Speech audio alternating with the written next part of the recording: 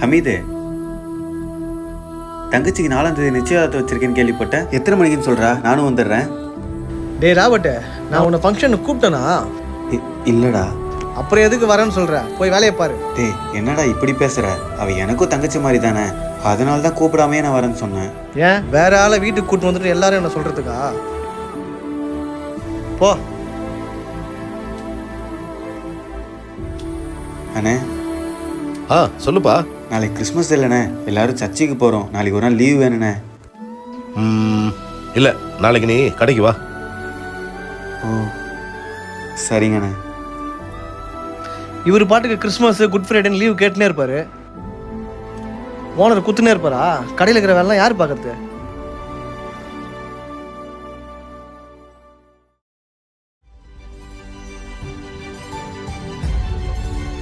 அமிது, வாடா.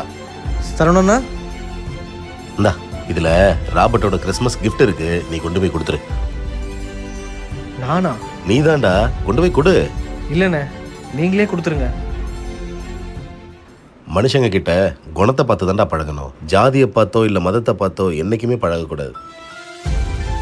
நம்ம நாட்டிலே எல்லாரும் ஒத்துமையா இருக்கணும். ஆனா இப்படி வேலை செய்யற இடத்துல ஒற்றுமையா இல்லைன்னா எப்படிடா? தயவு செய்து நீ கொண்டு போய் கொடுப்போ. சரிங்கண்ணே. ஏ ராபர்ட்டு, எல்லாத்துக்கும் என்ன மன்னிச்சிடுறா. ஹாப்பி கிறிஸ்மஸ்டா. ரொம்ப தேங்க்ஸ்டா அமிது.